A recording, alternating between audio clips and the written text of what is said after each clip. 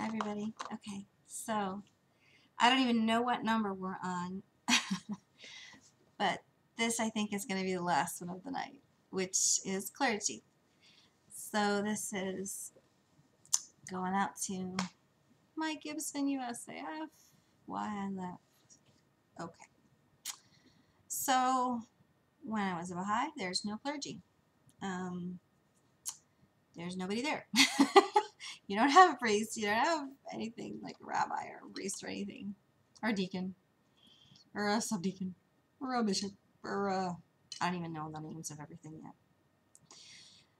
And being that I grew up with rabbis, not having clergy kind of was appealing to me, becoming a Baha'i, because of just problems that I had had with rabbis or ministers or priests or whatever. So it was, in my mind, kind of, oh yeah, great. It cuts out this middleman, and it's my relationship with God, and I have to search and find the answers in the books. And to tell you the truth, that's still the same thing, even when you have clergy. So maybe that was just my own misunderstanding or whatever, but I don't think that changes just because you've got a priest. You still have your own relationship with God. So, yeah. And it's certainly not hindered. And the nice thing is that he's just as accountable to God as anybody else. Whereas, like growing up as a Jew, like, rabbis are revered. Whereas I don't really think it's the same in Orthodoxy that priests are revered. I don't know. I mean, there's appreciation and reverence for what he's doing and gratitude, like tons of that, but not that it makes him superhuman, pardon me, which is, I think there was a lot of that in teaching for rabbis, because we would have to like stand up when they came in the room. I don't know, there's all these things you do as a Jew. Anyhow, all of the things that made it distasteful to me. I was like, okay, one fell swoop. Good. You don't have to worry about it. You'll never have that. Pardon me. And, then you look through the writings yourself instead of relying on someone else's descriptions. Okay, well, I don't rely on my priest's descriptions. I mean, yes, he can make sense of things, and he can tell me what the church teaches, but he doesn't tell me what to think. And I don't really know any Orthodox person who isn't a little bit spunky and wouldn't take too well to somebody telling them what and how to think. So, yeah. As far as having a wealth of knowledge, that's lost, as a Baha'i. You don't have somebody who knows all the history of such and such and thus and so. You can read it yourself, which is fine. But having a person who's specifically studied, there's a benefit to that because they have an experience with it, and it's different than when you read it in a book, best I could say. Then there's all of the counsel that they can give. Like, that's lost. And yes, I know, as a Baha'i, I would have said, well, but then I'm, seeking counsel with God. Well, that doesn't change. I'm still doing that. So after a while, I was like, well, so there is no middleman. There is no middleman. In fact, I mean, there's someone now who I'm grateful that I can ask questions to, and it's not that he's giving me the answers, but he can point me towards where I might find some of what I'm looking for, and there's always more. to find, because I mean it's an ever unfolding understanding, if I understand anything at all, if anybody ever does. Right?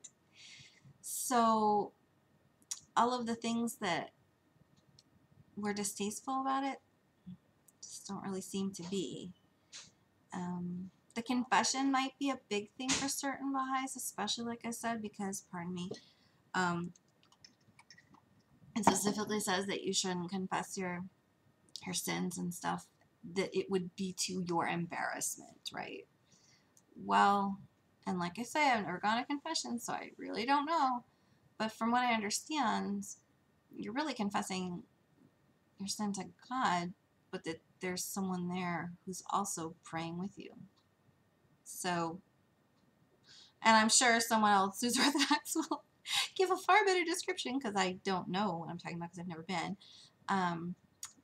But there doesn't really seem to be like a big naughty naughty, which is the impression that I always got from like the Roman Catholic form of confession. So that doesn't seem of any impediment. So baptism, yeah, and I used to complain about that a lot. Just because coming from a Jewish background, you know, we have mikvah, so that's what, you know, later on became baptism or something. But understanding what it means, I don't know if I'll understand what it means even if I ever did it, got to that point of where I was doing it. Like, I sort of understand what some of the explanations are that are offered, but I don't think that I know what they mean. I can't think of any other ones off the top of my head. I guess I was going back into rituals though. Sorry about that. Just trying to think of different ways as far as clergy goes. It wasn't an impediment. But maybe that's because I have a really nice priest who I actually like. He's a really nice guy. What you gonna do? They're not all mean, awful, scary, and horrible. Who knew? I didn't. So, how did I miss all of the eastern side of everything? Because I had never really had exposure to it. Like I said, you know, I'd only met like a handful of people. And why didn't I pick up a book? I just didn't know to look towards it. What I had been taught was so much distrust of, you know, like how the Bible was compiled and stuff. And that still I'm barely getting an understanding of, because there's all these councils. So that's pretty confusing. Just keeping track of the numbers is confusing, or where they are. All of that's very confusing to me, just because I need to read it for myself instead of just listening to everybody else talk about it. Which I've done for some months now.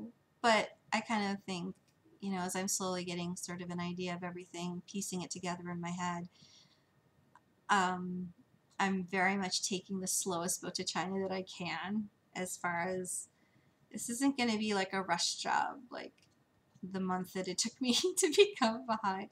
There'll be none of that. And not just of my own accord, which, yeah, I'm going super chug slow. I mean, look at how long it took me to tell you all the parts to the story of. You asked me in one video, and I took how many?